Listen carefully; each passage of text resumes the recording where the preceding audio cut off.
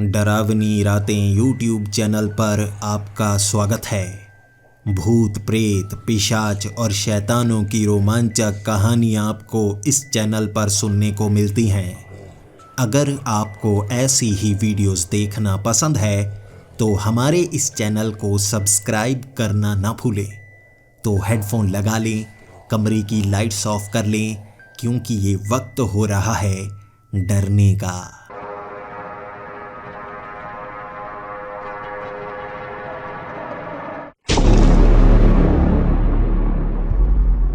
Hello दोस्तों, मैं कहानी शुरू करने से पहले अपना नाम नहीं बताना चाहता, ना ही अपने शहर का नाम बताना चाहता हूँ। इसका एक कारण है।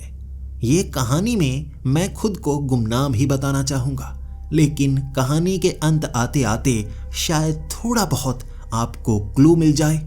हो सकता है मैं आपके आसपास ही कहीं रहता हूँ, लेकिन मैं गुमनाम बनकर किसी कारण से रहना चाहता हूँ। मेरे परिवार के साथ कुछ ऐसा हुआ कि मैं भी गुमनाम ही बन गया। इस कहानी में कई बार ऐसे मोड़ आएंगे जिसमें आपको लगेगा मैं बड़ी मुसीबत में हूँ, लेकिन कई बार आपको लगेगा ये मुसीबत मेरे द्वारा ही डाली गई है। मैं भी क्या करता, मेरे हालात ही कुछ ऐसे बन गए थे। जब मैं उस स्कूल में गया था तब मेरी उम्र 9 साल थी। मैं बहुत खुश रहा करता था। मैं अपने नए नए दोस्त बनाना चाहता था, लेकिन मेरे माता पिता एक बिजनेसमैन थे और कभी एक शहर में टिकते ही नहीं थे। इसीलिए मुझे अच्छे दोस्त कभी मिल नहीं पाए। बचपन से याद करता हूँ, कुछ अच्छे दोस्त हुआ करते थे उस शहर में या उस शहर में। नाम तक याद नहीं थे मुझे उन शहरों के। जब मैं छोटा हुआ करता था तब कभी इधर कभी उधर गया ही रहता था। अंत में मेरे माता पिता ने एक ऐसा घर खरीदा था। उन्होंने कहा अब से हम यहीं पर रहेंगे, और मेरी खुशी का ठिकाना नहीं था। 9 साल का हो गया था तब मुझे एक ऐसे स्कूल में डाला गया जहां मैं जितने दोस्त बनाना चाहता था उन्हें जिंदगी भर अपने साथ रखना चाहता था, लेकिन मेरी आदतें कुछ अजीब सी हो गई थी। इसका कारण था ज़्यादातर समय घर पर ही रहना। जब आप शहर बदलते रहते हैं तो स्कूल में एडमिशन नहीं मिलती। बचपन में कई क्लासेस मैंने घर में ही पूरी की हैं। स्कूल में एडमिशन नहीं मिलती थी, सिर्फ 1-2 महीने के लिए मिलती थी। नए दोस्त बनते थे, फिर शहर छोड़ना पड़ जाता था। इसीलिए अब इस शहर में मुझे सब कुछ अच्छी तरह से याद करना था। मेरी एक मुसीबत भी थी। मेरे शरीर में एक बीमारी थी। मुझे घास से एलर्जी थी, मुझे धूल मिट्टी से एलर्जी थी, और उससे बचने के लिए मुझे मोटी क्रीम लगानी पड़ती, और उस क्रीम की बदबू काफ़ी अजीब हुआ करती थी। बचपन से ही शरीर में जब बीमारी हो, आपके दोस्त आपसे दूर रहना शुरू कर देते हैं।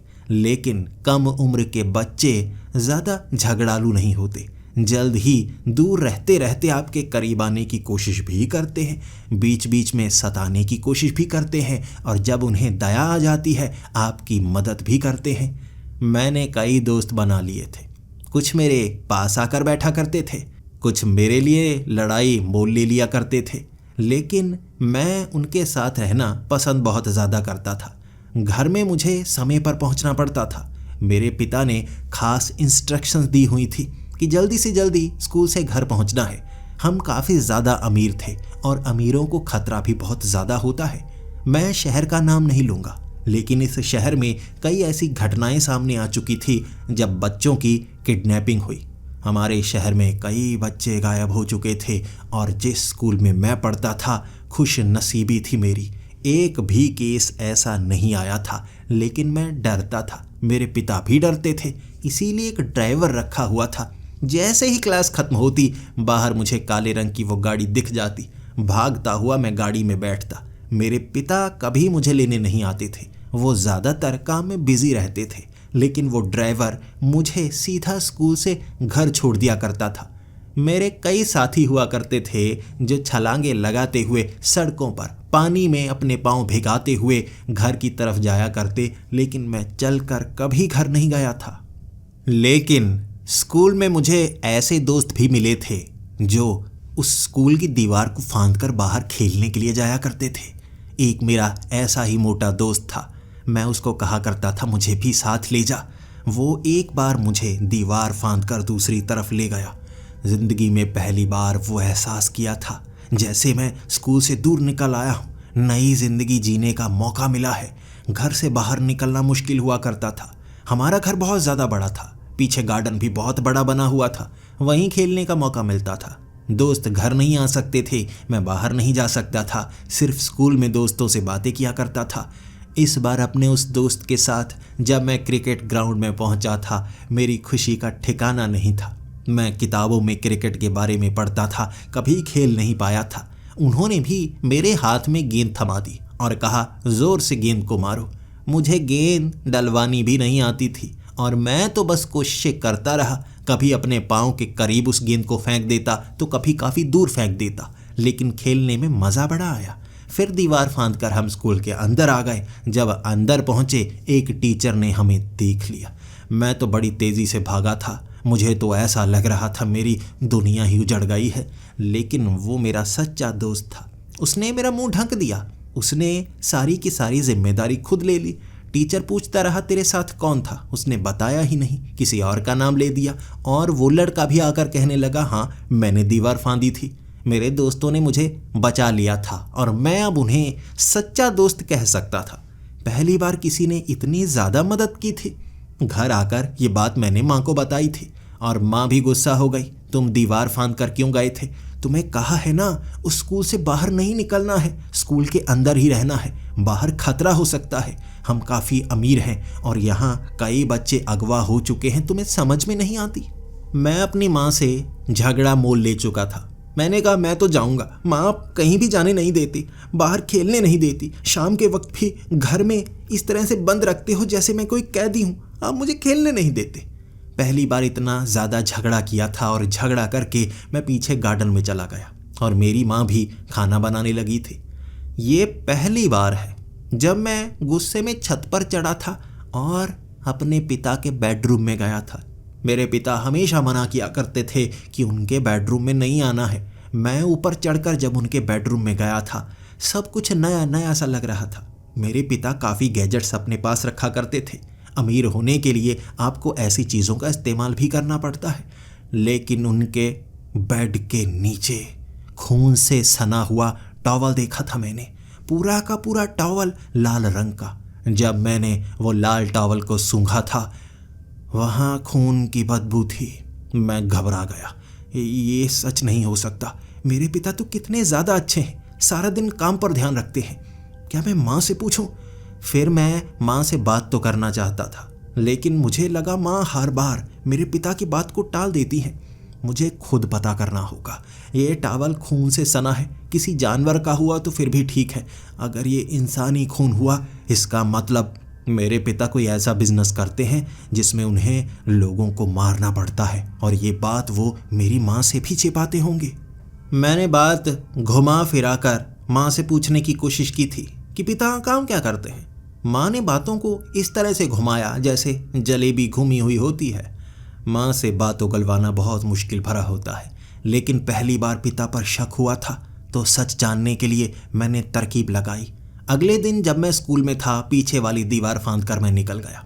मैंने अपने दोस्त को कहा था कि क्लास में सबको कहना कि मैं क्लास में ही हूँ, मेरी सेहत खराब है इसीलिए कहीं और गया हुआ हूँ, किसी को शक नहीं होना चाहिए। लगभग पूरा दिन मैं यहाँ से बाहर ही रहूँगा। मेरे दोस्त ने बात मान ली थी, उसे लगा मैं कोई ज़रूरी काम के लिए जा रहा हूँ। छिपते छिपाते हुए अब मैं चलते हुए घर तक गया था। सफ़र ज़्यादा लंबा नहीं था, ये 3 किलोमीटर का सफ़र था, लेकिन मुश्किल भरा। जो क्रीम मेरे शरीर पर लगी हुई थी वो थोड़ी थोड़ी निकलने लगी थी।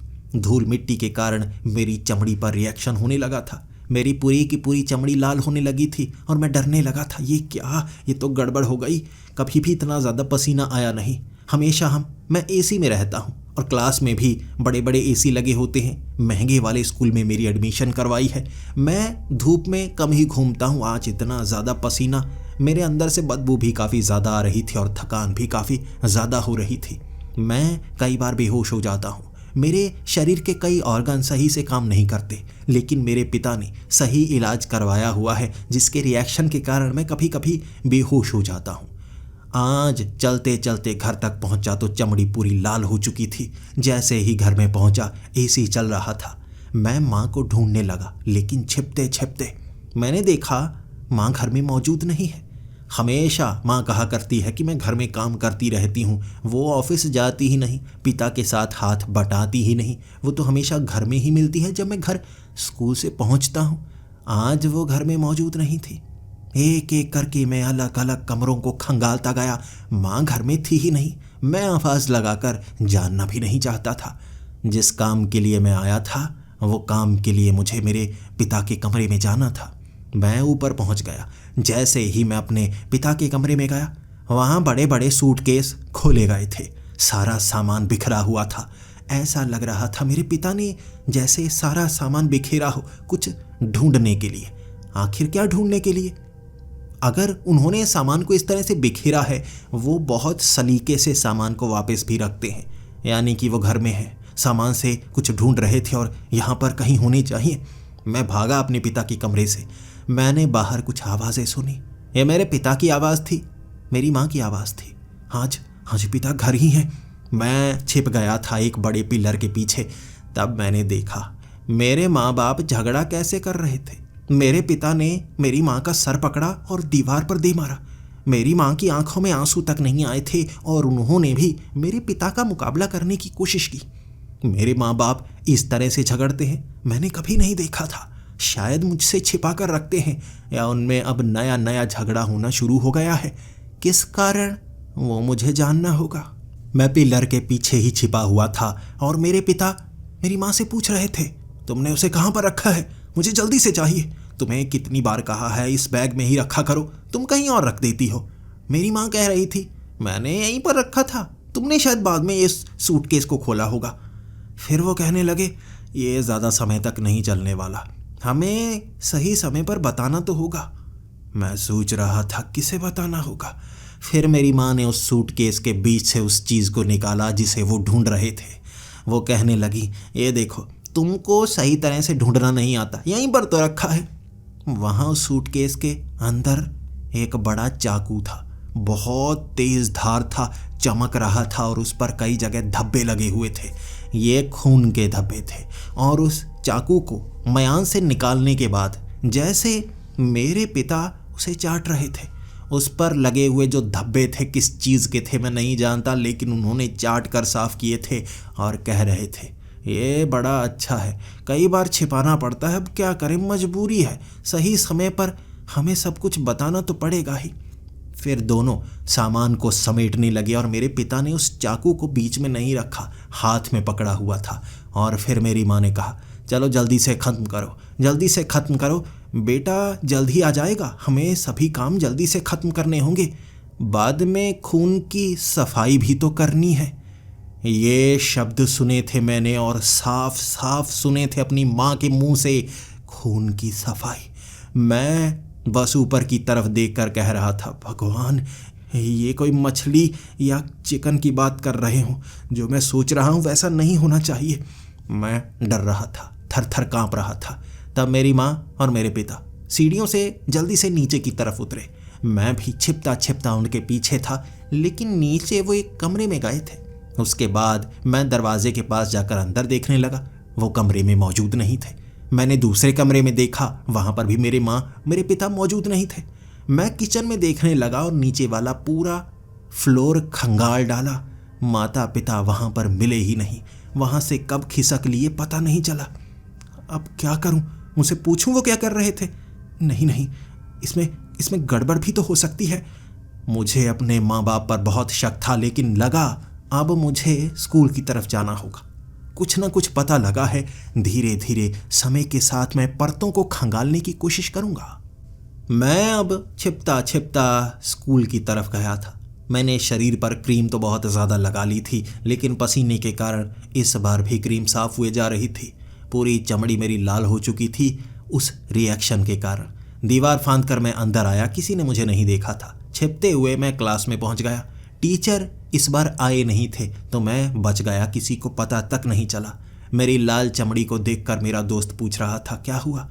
मैंने कहा यार बाहर पसीना बहुत ज़्यादा आ गया तो क्रीम साफ़ हो गई, बॉडी पर रिएक्शन सा होने लगा था मिट्टी के कारण। वो कह रहा था कोई बात नहीं, एसी में बैठो, धीरे धीरे ठीक हो जाएगा। उसकी बात बिल्कुल सही थी। एलर्जी एसी में बिल्कुल ठीक हो जाती है क्योंकि ह्यूमिडिटी बिल्कुल ज़ीरो हो जाती है और मुझे आराम मिलने लगा। तब मेरी चमड़ी फिर से सही होने लगी थी। लेकिन मेरा दिल सही नहीं था। जो घर में मैं देख कर आया था वो किसी को बता तक नहीं सकता था। और मेरा वो मोटा दोस्त मुझसे पूछता रहा, क्या देख कर आया तू, कहाँ गया था, बता तो सही, तेरा चेहरा उतरा उतरा क्यों है, कोई ऐसी वैसी चीज़ तो नहीं देख ली तूने। मैंने कहा मैं तुझे कल बताऊंगा, मेरी बात मान, मैं तुझे कल बताऊंगा। मैं उसे किसी तरह समझा पाया था और दोपहर को मैं घर पहुंचा। माँ खाना बना रही थी। मैंने माँ से पूछा, माँ क्या क्या बनाया आपने आज आपने काफ़ी ज़्यादा मेहनत की होगी, या आज आप पिता से मिलने तो नहीं गए। माँ कहने लगी, नहीं नहीं, ये देखो 5-6 सब्जियाँ बनाई, सुबह से लगी हुई हूँ। तुम्हें गाजर का हलवा बहुत ज़्यादा पसंद है ना, सुबह से मैं ये भी बना रही थी, बहुत अच्छा, देखो खाओगे, टेस्ट करोगे। माँ के ज़ुबान पर झूठ सुनना इतना अजीब लग रहा था जैसे ये ज़िंदगी में पहली बार हो रहा हो। मुझे नहीं पता मेरे माँ बाप कब कब झूठ बोलते हैं, लेकिन आज जो मैंने देखा मैं यकीन नहीं कर पा रहा था। मैंने माँ से कई बार उगलवाने की कोशिश की, लेकिन सही लहजे में, और माँ ने हर बार यही कह दिया, मैं तो घर पर थी, मैं घर पर थी। अब मुझे लगा मुझे खुद सच जानना होगा, ये मुझसे कुछ भी बोलेंगे नहीं। रात के वक्त माँ किचन में खाना बना रही थी और उसके बाद मैं खाना खाने के लिए टेबल पर इंतज़ार कर रहा। पिता से भी बात करने की कोशिश की, पिता भी कह रहे थे आज काम बहुत ज़्यादा था। मैंने पूछा आपने काम क्या क्या किया पिताजी? वो घूरने लगे, वो मुझे बताना नहीं चाहते थे। उसके बाद मैंने ज़्यादा पूछा भी नहीं, लेकिन आज मुझे उन पर शक था। मैं एक अलग कमरे में सोता हूँ, मेरे माँ बाप अलग कमरे में सोते हैं, और रात को कभी मैं उठता ही नहीं। मैंने याद करने की कोशिश की कब रात को मैं उठा या डर गया। मेरे दोस्त कहते हैं वो रात को कई बार उठ जाते हैं, छत पर उन्हें कोई भूत नज़र आ जाए वो डर जाते हैं, भले ही वो बस परछाई हो। भूतों की कहानियाँ सुनाते थे वो। लेकिन मैं उनके सामने कहने लगा मुझे रात को कभी नींद खुलने की कोई ऐसी घटना याद ही नहीं। उन्होंने कहा तेरे माँ बाप तुझे नींद की गोलियाँ तो नहीं खिलाते? मजाक में कहा था उन्होंने, मजाक में। मैं उसे मजाक नहीं समझ रहा था, मुझे ऐसा लग रहा था वो सच तो नहीं कह रहा। मेरे माँ बाप मुझे नींद की गोलियां तो नहीं खिला देते, मैं सो तो नहीं जाता, और जब मैं सो जाता हूँ फिर कहीं वो कुछ ऐसा तो नहीं करते जो मुझे पता नहीं है। मेरी माँ ने टेबल पर खाना बिछा दिया था और इस बार मैं टेबल पर खाना नहीं चाहता था। मैंने माँ को कहा, माँ आज काम बहुत ज़्यादा है और मुझे भूख भी थोड़ी कम ही लगी हुई है। माँ ने कहा क्या हुआ, तुम्हें तो भूख बहुत ज़्यादा लगती है, बहुत पेट भर भर कर खाते हो, मोटे भी नहीं होते, तो खा लो कुछ ना कुछ। मैंने कहा नहीं माँ, मैं ऐसा करता हूँ प्लेट में डालकर अपने रूम में ले जाता हूँ, थोड़ा थोड़ा खाता रहूँगा, उसके बाद पढ़ता रहूँगा। दोनों एक दूसरे की तरफ देखने लगे थे, लेकिन फिर माँ मुस्कुराकर कहने लगी, खा लेगा, खा अपने रूम में ये खा लेगा, डरने की कोई बात नहीं है। मैं उसके बाद प्लेट में डालकर सारा खाना कमरे में ले गया। मैं आज खाना खाने नहीं वाला था। मैंने पूरे खाने को लिफाफे में डाल लिया, उसके बाद थोड़ा बहुत पढ़ने लगा। अब मैं बेड पर लेट गया। हमेशा जब मैं बेड पर लेटता हूँ ना, नींद ऐसे चढ़ जाती है जैसे जादू हो जाता है मुझ पर। मैं पढ़ने की कोशिश भी करूँ 10 बजे के बाद मेरी आंखें खुलती नहीं, बंद हो जाती हैं बड़े ज़ोर से। कई बार हाथ में किताब पकड़े पकड़े सो गया हूँ मैं। आज 10:30 बजे तक नींद नहीं आई, और जिस चीज़ पर मुझे शक था वैसा ही हो रहा था, बिल्कुल वैसा ही हो रहा था। लगभग 11 बजे मेरे पिता दरवाजे पर आए थे, अंदर की तरफ देख रहे थे, और मैं भी सोने का बहाना कर रहा था, सोया नहीं था अब तक। मेरी माँ भी अंदर आई और देखकर कहने लगी, ये सो गया है, चलो हमें नीचे जाना चाहिए। उसके बाद मेरे पिता और मेरी माँ वहाँ से चले गए और मैं हैरान था, यानी उन्हें पता है कि मैं क्यों सोता हूँ। वो कुछ ना कुछ खाने में मिला देते हैं और मैं सो जाता हूँ।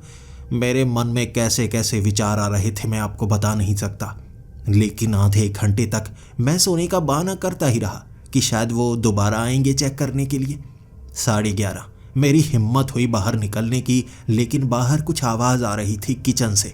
मैं छिपके से किचन की तरफ देखने लगा। मेरी माँ एक तरफ टेबल पर बैठी हुई थी, मेरे पिता दूसरी तरफ टेबल पर बैठे हुए थे। बीच में उन्होंने कोई सामान रखा हुआ था, जैसे मांस हो या जैसे कोई पैकेट हो। वो ऐसे खा रहे थे कि दोनों के मुंह पर लाल रंग लगा हुआ था। ये रंग नहीं, खून था। उन्होंने कोई मांस खाया है और कच्चा ही खाया है, इसीलिए चेहरे पर खून लगा हुआ है। मैं घबरा गया था। मुझे अब इतना पता था, मेरे माँ बाप कुछ ना कुछ गलत ज़रूर करते हैं। हो सकता है ये किसी ना किसी को मारते हैं, या इंसानी मांस खाते हैं, या जानवर का मांस खाते हैं, लेकिन ताज़ा अपने हाथों से मारकर उस चाकू से। मैं भागकर बेडरूम में आ गया था और बहुत ज़्यादा रो रहा था। मुझे गड़बड़ की बू आ रही थी, लेकिन मैं कर कुछ नहीं सकता था। पूरे सबूत जुटाने होंगे, मुझे पूरे सबूत जुटाने होंगे। उसके बाद माँ बाप से बहस कर पाऊंगा। इसी के साथ बचने का तरीका भी ढूंढना होगा। कहीं ये कोई गैंगस्टर, स्मगलर या कोई खतरनाक इंसान तो नहीं। हो सकता है मुझसे छिपा रहे हैं, और अगर मैंने गलती की मुझे भी मार दे। क्या पता, मेरे माँ बाप वहशी हो सकते हैं। चुपचाप बेड पर मैं लेटा हुआ था, रोता रोता कब सो गया पता नहीं चला। जब मैं सुबह उठा, मेरी माँ ने मुझे जगाया। वो कहने लगी, जल्दी से नहा लो। मैं नहा कर आया और उनकी आंखों में मुझे झूठ साफ साफ दिख रहा था। मैं सवाल करता भी कैसे, लेकिन मैं शांत रहा। मैंने खाना खाया, मैं स्कूल की तरफ निकल पड़ा। जब मैं स्कूल पहुंच गया था, मुझे बार बार रात की याद आए जा रही थी। वो खून से सने हुए चेहरे, वो कुछ ना कुछ खा रहे थे जो बहुत ज़्यादा खून से सना हुआ कुछ गंदा सा था। मैं स्कूल में ये सोचे जा रहा, और मेरा वो मोटा दोस्त आया, मुझसे पूछ रहा, बता तू कुछ सोच रहा है कल से, बताता क्यों नहीं, बता देना मुझे। मैंने अपने दोस्त को सब कुछ सच बता दिया, और वो डर कर कहने लगा, तुझे पक्का पता है? ये तेरी ही माँ है ना, ये तेरा ही बाप है, तुझे गोद तो नहीं लिया गया? मैंने कहा, मुझे नहीं पता, मैं जब छोटा था उससे छोटे की याद थोड़ी ना है मुझे। वो कहने लगा, हाँ यार, जब बहुत ज़्यादा छोटे होते हैं हमें याद नहीं होता। कोई दादा दादी बताने वाला कोई है घर पे? मैंने कहा, नहीं। उसने कहा, यार ये तो बहुत गड़बड़ वाली बात है। हो सकता है वो तुझे इसलिए पाल रहे हैं ताकि तुझे कुर्बान कर दें। वो किस बिजनेस में जाते हैं, कहाँ जाते हैं? कहीं तेरे जैसे बच्चे तो नहीं रखे हुए? कई लोग जैसे मुर्गियाँ पालते हैं खाने के लिए, हो सकता है वो बच्चे पालते हो खाने के लिए। मैं इतना डर गया और मैंने कहा, चुप कर जा, क्यों डरा रहा है, यही मर जाऊंगा मैं। फिर वो मुझे गले से लगा कर कहने लगा, अबे पागल है, मजाक कर रहा था, मैं मजाक कर रहा था यार। मुझे भी अपने माँ बाप पर कभी कभी शक होता है, बिल्कुल जैसे कभी कभी जल्दी से सुलाने की कोशिश करते हैं और अकेले में रहने की कोशिश करते हैं। मैंने तो कभी सवाल नहीं किया, तुझे ज़्यादा शक हो रहा है। मैंने कहा, तू भी कभी चेक कर, क्या तुझे खाने में कोई ऐसी चीज़ तो नहीं देते? उसने कहा, नहीं, मैं रात को कई बार उठा हूँ, और मेरे माँ बाप तो मेरे साथ ही सोते हैं ना, तेरे साथ नहीं सोते। मैंने कहा, नहीं। उसने कहा, कुछ गड़बड़ तो ज़रूर है, तुझे पता लगाना होगा, कहीं और तो नहीं जाते, कोई और बच्चा तो नहीं पाल रहे वो। मैंने कहा, तू डरा रहा है? उसने कहा, नहीं, मैं पता लगाता हूँ, मैं जानता हूँ तू यहाँ से बाहर नहीं निकल पाएगा, पीछा करने की कोशिश करेगा तो वो देख लेंगे, लेकिन मुझे थोड़े ना जानते हैं, मैं पीछा करूँगा, मेरे पास साइकिल है, तू मुझे बता वो काम कहाँ करते हैं, कौन सा बिजनेस है, मैं पीछा करने की कोशिश करूँगा, और जो जो मुझे पता लगता है मैं तुझे आकर बता दूँगा, ठीक है ना? वैसे भी आज स्कूल में पढ़ने का मन नहीं है, मैं बंक मारने की सोच ही रहा था, लेकिन मुझे ये पता नहीं था, घर तो जा नहीं सकता, पापा मारेंगे बहुत ज़्यादा, बाहर रहूँगा तो कहाँ रहूँगा, पकड़ा जाऊँगा, लेकिन ये तो मेरे लिए मिशन हो गया ना, बता कहाँ है? मैंने उसे एड्रेस दे दिया। मैंने ऑफिस का एड्रेस दिया था, घर का एड्रेस भी दिया था, उससे कहा एक बार घर चेक करना, फिर देखना कहाँ पर जाते हैं। वो दीवार फांद कर गया था और मैं उसका इंतज़ार दोपहर तक करता रहा। वो वहाँ आया ही नहीं। मुझे लगा वहीं से सीधा घर की तरफ निकल गया होगा। वो शाम को भी माँ की आंखों की तरफ देखे जा रहा था, मैं पिता को भी देखे जा रहा था, और आज वो भी मुझे कुछ अजीब नज़र से देख रहे थे। मुझे डर था, कहीं वो पकड़ा तो नहीं गया, कहीं उसने कुछ बता तो नहीं दिया। मैं बेवजह ही डरे जा रहा था। रात को मैंने खाना खाया। अब हर रोज़ रात को खाना नहीं खाऊंगा तो मैं तो कमज़ोर हो जाऊंगा। खाना खाया मैंने और नींद ऐसे चढ़ने लगी। मुझे पता था उसमें कुछ डाला है जो नींद चढ़ाता है। कल तो आई नहीं थी। अगले दिन सुबह वही वाली रूटीन, ताकि माँ बाप को कोई शक ना हो। चुपचाप मैं स्कूल पहुंच चुका था। जब मैं स्कूल में गया, मेरा वो दोस्त वहां आया ही नहीं था और उसके माँ बाप पूछताछ कर रहे थे वहीं पर मौजूद। वो घर भी नहीं आया, वो कहाँ गया उन्हें भी पता नहीं था और इस चीज़ ने मुझे भी डरा दिया। वो सबसे पूछ रहे थे आखिरी बार उसे कहाँ पर देखा था। मैं इतना ज़्यादा डरा हुआ था, मुझे लगा अगर मैंने ये कह दिया कि मेरे माँ बाप का पीछा करने के लिए गया, मैं भी पकड़ा जाऊँगा। ज़िंदगी में पहली बार झूठ बोला था मैंने। उसकी माँ पूछ रही थी, तुम्हारा तो बहुत अच्छा दोस्त था ना, तुम्हारा नाम लेकर कई कहानियाँ बताया करता था, क्या तुमने उसे देखा था? क्या वो स्कूल बंक करके गया था? मैंने कहा हाँ, वो स्कूल बंक करके तो गया था, मुझे कह रहा था कोई काम है, आज बंक करना चाहता है। उसने बताया नहीं वो कहाँ गया था।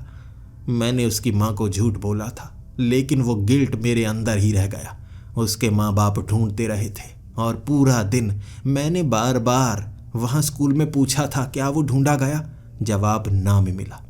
अगले 2 दिनों तक उसे ढूंढा नहीं जा सका और उन 2 दिनों में मेरे साथ और भी ज़्यादा भयानक चीज़ें हुई थी। उस रात मैंने फिर से खाना नहीं खाया था, लिफाफे में डाल लिया। उसके बाद मैं सोया ही नहीं।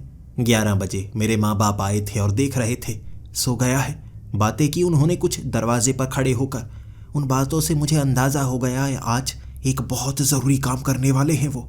मुझे अब पता करना था। मुझे लग रहा था मेरे दोस्त को इन्होंने पकड़ा है, ये काट कर खा जाएंगे उसे। ये बच्चों को खाते हैं, उसे भी खा जाएंगे। मैं घबराया हुआ, बहुत ज़्यादा डरा हुआ था। इसके बाद मैं चुपचाप वहाँ ढूंढने लगा उन्हें। वो वहाँ पर नहीं थे। मैं सीढ़ियाँ चढ़कर ऊपर गया, अपने पिता के कमरे में देखा, वहाँ उन्होंने सामान बिखेर रखा था। मुझे पता था उस सामान में वो क्या ढूंढ रहे थे। चाकू, वो चाकू लेकर गए हैं। यकीनन मेरा दोस्त यहीं होगा, उसे चाकू से काट कर मारेंगे। नीचे वाले कमरों में मैं ढूंढता ही रहा और स्टोर रूम में मैंने देखा मेरे दोस्त की टाई पड़ी हुई थी। ये स्कूल वाली वो टाई है, ज़रूर वो यहाँ है। मैंने ध्यान से देखा, उस टाई पर एक तरफ कट लगा हुआ था। वो ज़्यादा अमीर नहीं था, उसके माँ बाप उसे नई टाई लेकर नहीं देते थे क्योंकि उसे काटने का शौक़ था। वो जानबूझकर अपनी शर्ट, अपनी पैंट पर इस तरह काट काट कर निशान बना देता था। ये भी जो कट का निशान था उसके टाई पर बना हुआ, ये उसने खुद बनाया था, याद है मुझे। यानी वो घर में आया था। घर में आया क्या था? शायद अब भी घर में हो, लेकिन कहाँ, किस कमरे में? वो उसे मार रहे होंगे, वो जान से मार देंगे।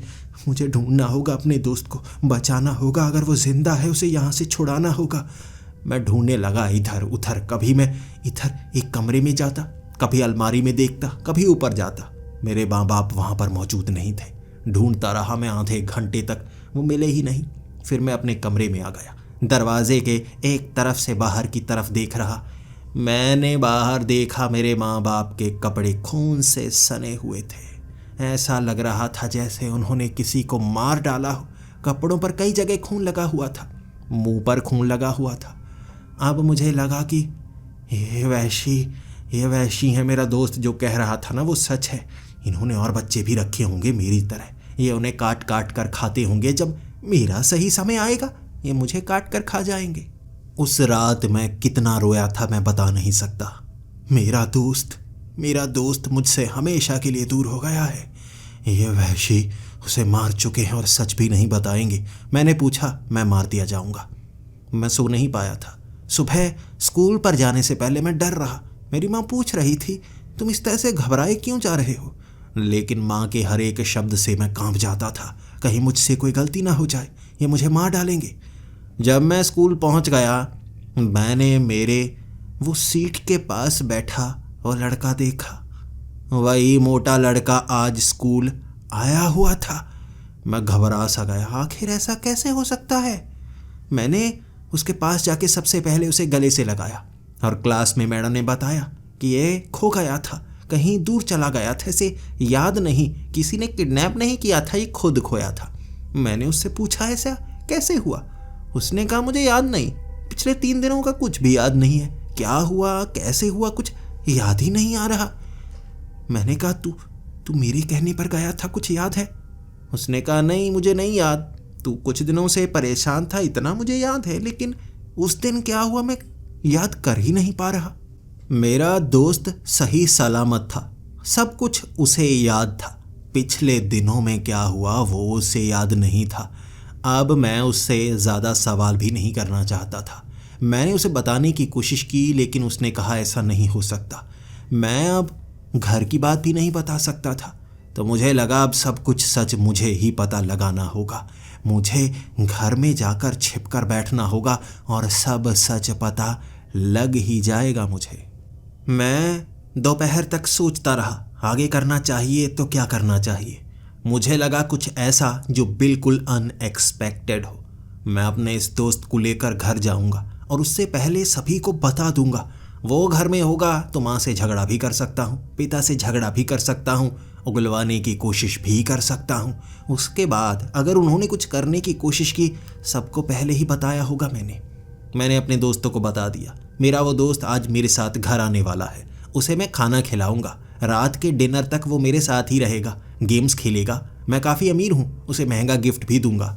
मेरे कई दोस्त मेरे साथ घर पर आना चाहते थे, लेकिन मैं सिर्फ उसे ही घर लाना चाहता था। टीचर तक को मैंने बता दिया था, जान पहचान वाले जितने भी स्कूल में थे, वो सिक्योरिटी गार्ड, सबको ये बात बताई थी।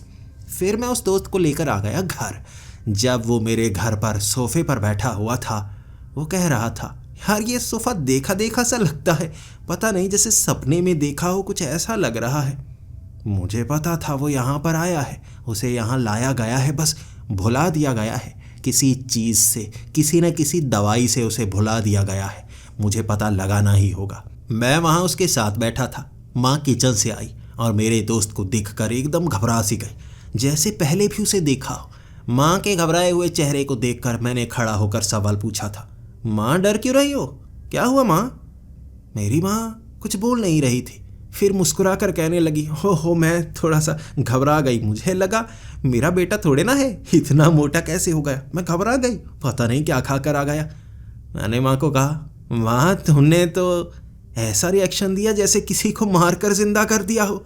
मेरी ये बात सुनकर मेरी माँ का चेहरा उतर गया था। फिर से वो मुस्कुरा कर कहने लगी, स्कूल में क्या क्या सीख रहे हो, ये मरने मराने वाली बातें नहीं करना, स्कूल में ये बुरी बातें होती हैं। तब मेरा वो मोटा दोस्त भी कहने लगा, तेरा दिमाग तो नहीं खराब हो गया, अभी माँ से झगड़ा क्यों किया जा रहा है?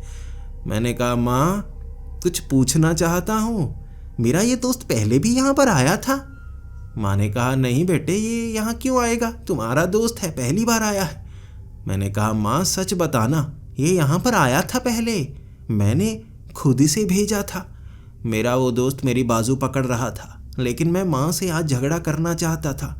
माँ अगर ये यहाँ पर नहीं आया था तो इसकी जो टाई है आपके कमरे में क्यों गिरी हुई थी रात के वक्त? माँ सोचने पर मजबूर हो गई। वो इधर उधर देखकर सोच रही थी जैसे मुझसे झूठ बोलने के लिए सोच रही हो, समय चाहिए। लेकिन मैं सवाल दागता गया और माँ वो घबरा सी गई और कहने लगी, मेरी सेहत ठीक नहीं लगती। ऐसा करो बेटे, ये खाना मैंने बना दिया है, तुम प्लेट में डालो, अपने दोस्त को भी खिला दोगे, मैं दवाई खा कर आती हूँ, मुझे शायद थोड़े आराम की ज़रूरत है। मेरी माँ बेडरूम में जा चुकी थी और मेरा दोस्त पूछे जा रहा था, अबे तू पागल तो नहीं, घर में तुम्हारी ऐसा ही चलता है, तू माँ से ऐसे बात करता है?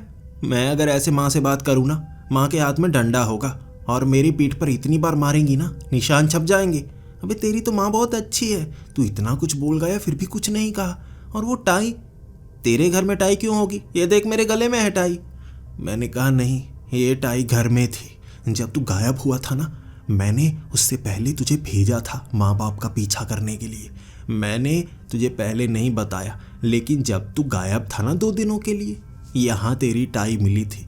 मुझे लगता है मेरे माँ बाप ने तुझे अगवा किया था। मुझे पहले लगा तुझे मार दिया होगा, लेकिन तुझे जिंदा छोड़ दिया और तेरी याददाश्त को मिटा दिया। अमीर है मेरे माँ बाप बहुत, हो सकता है किसी तरह तेरी याददाश्त मिटा दी हो। फिर मेरा वो दोस्त कहने लगा था, तू हो गया साले पागल, मुझे भी फंसाएगा, मुझे जाने दे, मुझे माफ़ कर दे, या तू गड़बड़ करेगा। अगर तो तेरी बात सही है तो भी मैं फंसूंगा, अगर तेरी बात गलत है तो भी मैं फंसूंगा। मैंने कहा, तू कैसे फंसेगा, तू थोड़ी ना फंसने वाला है, फंसूंगा तो मैं। अगर मेरे साथ कुछ होता है ना, अगर मेरे साथ कुछ होता है, सब कुछ सबको बता देना। ये कुछ है क्रिमिनल टाइप, ये मारते हैं, खून पीते हैं, ये कोई खतरनाक इंसान है गैंगस्टर जैसे, और मुझे ये मार कर खा जाएंगे। अगर ऐसा कुछ हुआ पुलिस को बयान दे देना कि इन्होंने मारा है। अगर मैं कभी कई दिनों तक ना मिला ना, पुलिस को बयान देना कि इन्होंने मारा है। तलाशी लेना घर की, घर में कहीं ना कहीं इन्होंने कुछ छिपा कर रखा है। फिर मेरा दोस्त कह रहा था, देख अगर तेरी बात झूठी हुई तो ये बहुत अमीर है यार, मेरे माँ बाप बहुत गरीब है, ये मुसीबत में फंसा देंगे। मान लिया अगर तेरी बात सच हुई तो ये मांस खाते हैं, जिंदा को खाते हैं, फिर तो ये मुझे भी खा जाएंगे, मेरे माँ बाप को भी, सबूत मिटा देंगे। तो ऐसा कर, मुझे जाने दे, मुझे माफ़ कर दे मेरे भाई। अगर ये सुन रहा होगा ना तेरा बाप कहीं से, तो मुझे यहीं काट देगा, जाने दे मुझे। वो वहाँ से पीछा छुड़ाकर भाग गया था। मैं घर में अकेला भागकर अपने कमरे में चला गया। दरवाज़ा कर लिया मैंने बंद। दिल की धड़कन बहुत तेज़ थी। बचने का एक ही रास्ता था, वो ये था कि मेरा दोस्त वहाँ से दूर चला जाए। इसके बाद मेरा मरना तो तय नहीं रहेगा, क्योंकि एक सबूत छोड़ दिया जो बाहर जाकर बता देगा घर में क्या क्या चल रहा है। लेकिन अचानक बाहर से चीखने की आवाज़ आई। मेरे वो मोटे दोस्त की चीखने की आवाज़ थी, जैसे उसे पकड़ लिया गया हो। वो चीख कर बचने की कोशिश कर रहा, उसके बाद उसके मुंह पर जैसे हाथ रखा गया हो। मैंने वो दरवाज़ा खोला। उसकी आवाज़ मेरे माँ बाप के बेडरूम से आ रही थी। मैं ऊपर की तरफ भागा। जैसे ही मैं वहाँ पहुँचा वो आवाज़ आना बंद हो गई। अभी अभी आवाज़ वहाँ से आई थी, वहाँ से वो कहीं और तो गया नहीं। ना मेरी माँ वहाँ पर मौजूद थी, ना मेरे पिता वहाँ पर मौजूद थे।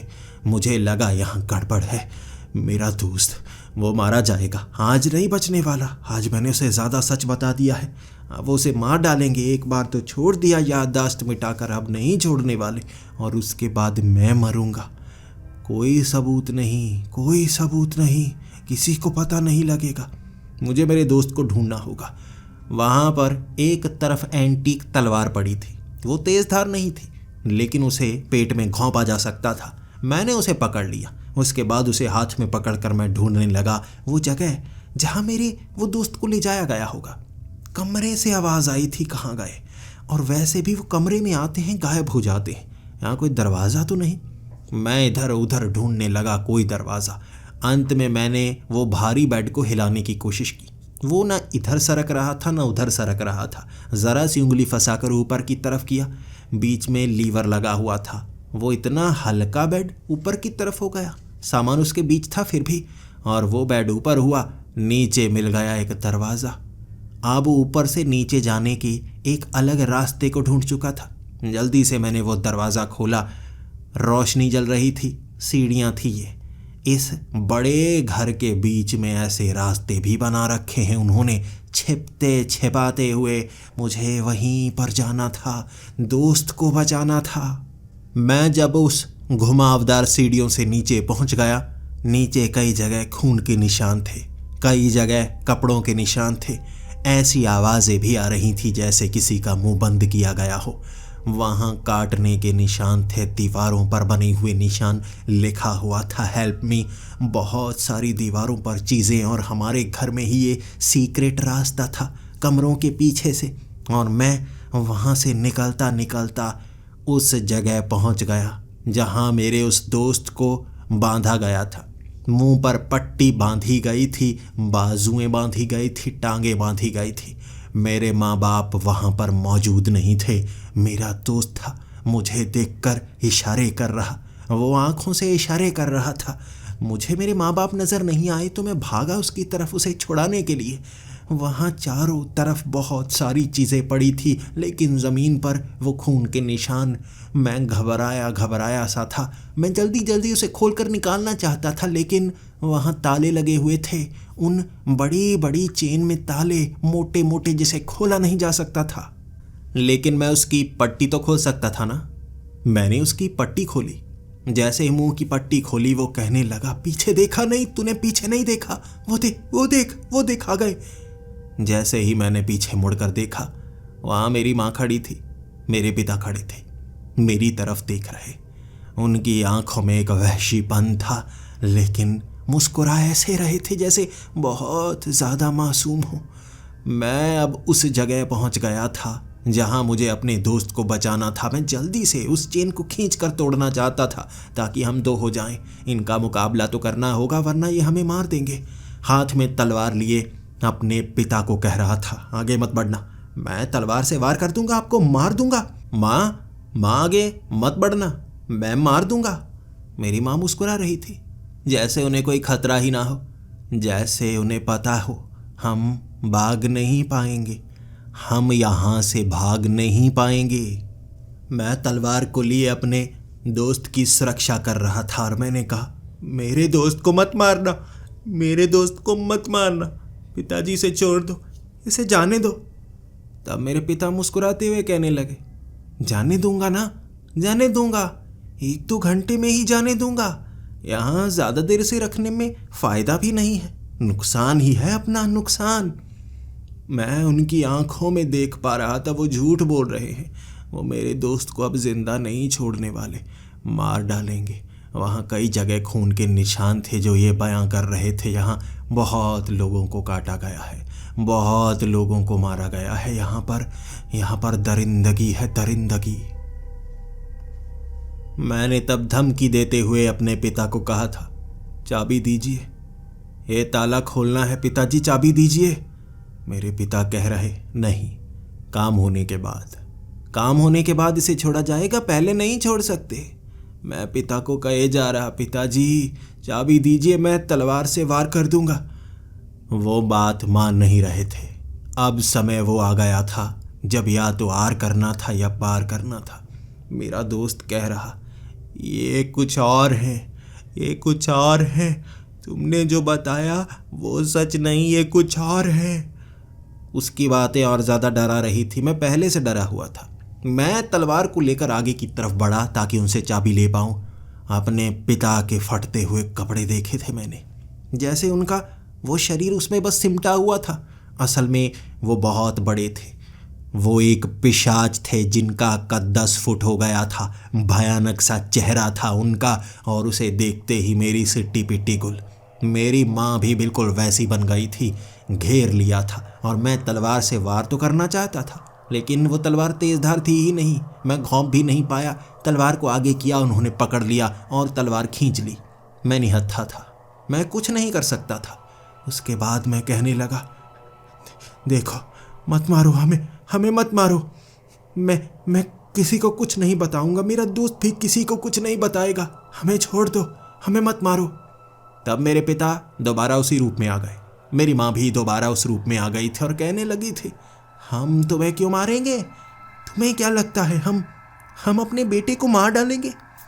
मैंने कहा, मैं आपका बेटा नहीं हूं ना माँ, आपने मेरे जैसे कई रखे हैं ना, आप खाते हैं ना हमको, बच्चों को आप काट कर खा जाते हैं जैसे मुर्गियों को पाला जाता है। आप मुझे पाल रहे हो, जब मैं थोड़ा बड़ा हो जाऊंगा मुझे काट कर खा जाएंगे ना आप। फिर मेरी माँ रोते हुए कहने लगी थी, ये तुझे किसने कहा, ये तुझे किसने कहा, इस मोटे ने कहा है ना, इस मोटे ने कहा है ना, इस मोटे को सबक सिखाना होगा। मैंने कहा, नहीं माँ, किसी ने नहीं कहा, बस आप मारना मत। मेरी माँ ने मेरे करीब आकर मुझे गले से लगा लिया। ऐसा लग रहा था जैसे मारने वाले को कुछ दया आ गई हो। मुझे गले से लगाकर मेरी माँ ने मुझे कहा, तुम मेरे बेटे हो, तुम्हें क्यों मारूंगी, हम किसी को काट कर नहीं खाते। तुम्हें क्या लगता है हम इंसानों को यहाँ काट काट कर खाते हैं? यकीनन ये देखने में बहुत भयानक जगह लग रही है, लेकिन हम यहाँ किसी को काट कर खाते नहीं। सच जानने का समय है, सच जानने का समय है। हम तुम्हारे 12 साल के होने का इंतजार कर रहे थे, लेकिन तुम तो तेज निकले।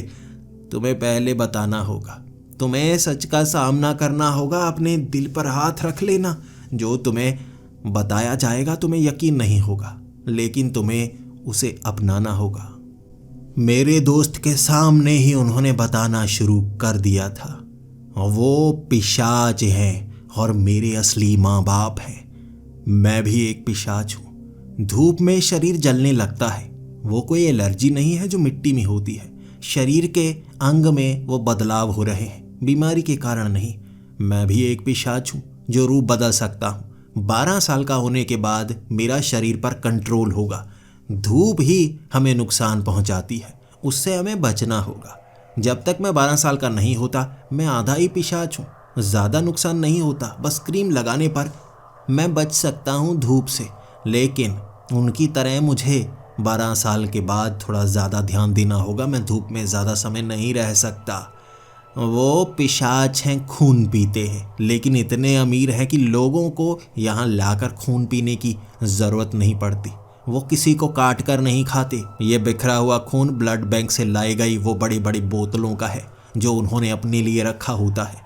वो खून पीते हैं, इसी से वो हमेशा जवान रहते हैं। मैं भी उनमें से एक हूँ। कभी कभी किसी किसी को वो यहाँ ले भी आते हैं जिनकी याददाश्त मिटानी होती है। वो खून भी पीते हैं, याददाश्त भी पी जाते हैं, फिर जिंदा छोड़ देते हैं, नुकसान नहीं पहुँचाते। और ऐसा वो बार बार करते हैं। आम खाने से उनका पेट नहीं भरता, थोड़ा थोड़ा खून उन्हें रात को पीना पड़ता है, जिससे वो खुद को संभाले रखते हैं। मेरे दोस्त के सामने उन्होंने ये बताया था और कहा था, हम ना तुम्हें मारेंगे ना इसे मारेंगे, किसी को नहीं मारते हम। ये तो हमारे पीछे पीछे आ गया था और तुम्हें पता है इसने पीछा कैसे किया था, यहाँ तक आ गया था ये, यहाँ तक। इसके बाद इसे छोड़ थोड़े ना सकते थे, इसे बांध कर रखा। इसे क्या क्या पता है उसके बारे में हमने जाना, ताकि कौन कौन सी याददाश्त मिटानी है। 2 दिन लग गए, ये मोटा जिद्दी बहुत है, तब जाकर इसकी याददाश्त मिटाई। इसने बहुत चीज़ें छिपाई, तुम्हारे बारे में भी छिपाया, पूरी तरह से पता नहीं कर पाए। 2 दिन की याददाश्त हमने मिटा दी। हमें लगा सब कुछ ठीक हो जाएगा, लेकिन ये तो तुम कर रहे थे। अब तुम सच जान गए हो। हम पिशाच ज़रूर हैं, लेकिन किसी को मारते नहीं, इसे भी नहीं मारेंगे। याददाश्त इसकी भी मिटानी होगी, इसका खून पीकर। मेरे पिता ने मेरे दोस्त की गर्दन में काट कर उसका खून भी पिया था, याददाश्त भी मिटाई थी, और अजीब तरह से जो निशान था वो गायब भी कर दिया, जैसे कुछ हुआ ही ना हो। मेरा दोस्त बेहोश हो गया था, उसे वो बेडरूम में लेकर गए, ऊपर वहाँ लिटा दिया। फिर वो मुझे कहने लगे, सच किसी को बताना मत, ये परिवार का सच है, और धीरे धीरे तुम भी वैसे ही बनोगे। अगर तुमने बाहर किसी को सच बताया कुछ समय बचोगे, लेकिन हम अलग हैं, लोगों से छिपकर रहना पड़ता है, उनके सामने सच्चाई नहीं बता सकते। हम इंसान नहीं हैं, जब ये लोगों को पता लगेगा वो खिलाफ हो जाएंगे। इंसान सिर्फ इंसानों को बर्दाश्त कर सकते हैं, किसी और को नहीं। ना हम पिशाचों को, ना वो दूसरे और जीवों को वो बर्दाश्त नहीं करते। हमें उनके साथ इसी तरह से रहना पड़ता है, रहस्य की दुनिया बनाकर। आधे घंटे में मेरे दोस्त को होश आ गया था। वो पूछ रहा था क्या हुआ। मैंने कहा कुछ नहीं कुछ नहीं, तुम बेहोश हो गए थे, मोटे खाता बहुत है तू इतना खाया बेहोश हो गया। उसने कहा घर में भी भूख बहुत ज़्यादा लगती है, माँ ने उस दिन बहुत अच्छा खाना बनाया था। वहाँ बैठकर हमने उसे खाना खिलाया, मैंने भी खाना खाया, सब बहुत खुश थे। पहली बार मुझे मेरे माँ बाप थोड़े मासूम लगे थे। मैं सच जान गया था जिसे पचाने में समय लगेगा। अगले दिन मैं दोबारा स्कूल में गया था। अब मुझे सच छिपाने की आदत बनानी थी, और स्कूल में ज़्यादा कुछ नहीं बताया। उसे कुछ याद नहीं था, और धीरे धीरे मैं दोस्त तो बनाता गया, लेकिन हद में रहकर। अब जान गया था क्यों मेरे दोस्त नहीं बने। मेरे माता पिता समय समय पर शहर बदलते रहते थे।